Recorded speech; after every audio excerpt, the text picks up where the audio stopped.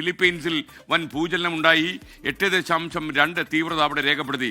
ഇന്തോനേഷ്യയിലും ജപ്പാനിലും തൈവാനിലും ഇപ്പോൾ tsunami alert വന്നിരിക്കുകയാണ്. എല്ലാവരും കരുതിയിരിക്കാൻ ജാഗ്രതാ നിർദ്ദേശമുണ്ട്.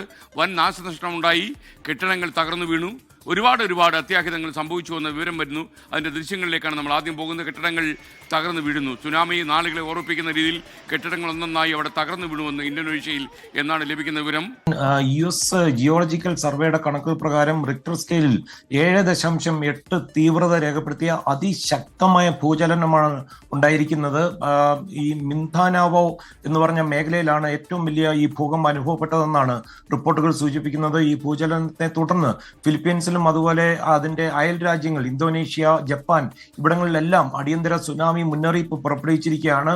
ഈ തീരദേശങ്ങളിലൊക്കെ കഴിയുന്ന ജനങ്ങളോട് അടിയന്തരമായി ഉയർന്ന പ്രദേശങ്ങളിലേക്ക് മാറുവാനുള്ള നിർദ്ദേശം നൽകിയിട്ടുണ്ട്. രാവിലെ 7:30 ഫിലിപ്പീൻസിലെ ഈ മിന്ദനാവോ ദ്വീപിനെ പിടിച്ചുകുലുക്കിയ ഈ ഭൂചലനം ഉണ്ടാകുന്നത്.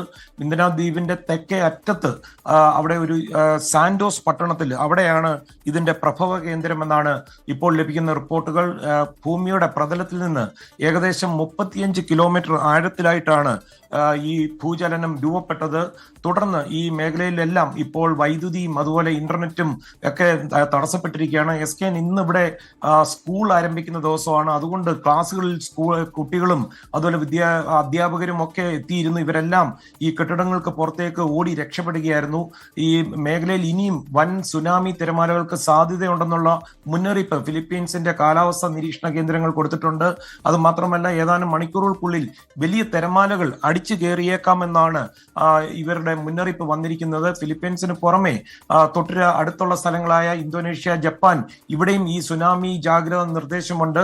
ജപ്പാനിലെ ഈ പസഫിക് തീരങ്ങളിൽ ഏതാണ്ട് 1 മീറ്ററോളം ഉയരത്തിൽ സുനാമി തിരമാലകൾ അടിച്ചേക്കാമെന്നാണ് ജപ്പാന്റെ കാലാവസ്ഥാ നിരീക്ഷണ കേന്ദ്രം പറയുന്നത്. വലിയ തോതിലുള്ള നാശനഷ്ടങ്ങൾ അല്ലെങ്കിൽ ജീവഹാനി ഒന്നും ഇതുവരെയും റിപ്പോർട്ട് ചെയ്തിട്ടില്ല. പക്ഷേ ഇതിന്റെ ശക്തമായ തുടർചലനങ്ങൾ അല്ലെങ്കിൽ ആഫ്റ്റർ ഷോക്സ് ഉണ്ടാകുവാൻ സാധ്യതയുണ്ടെന്നുള്ള ഒരു വിലയിരുത്തലുണ്ട്. അതുകൊണ്ട് ജനങ്ങൾ അതീവ ജാഗ്രത പാലിക്കണമെന്നുള്ള കർശനമായ നിർദ്ദേശം ഈ ജപ്പാനും അതുപോലെ തന്നെ ഫിലിപ്പീൻസിലെ കാലാവസ്ഥാ കേന്ദ്രങ്ങളിൽ നിന്ന് പുറപ്പെടുവിച്ചിട്ടുണ്ട്.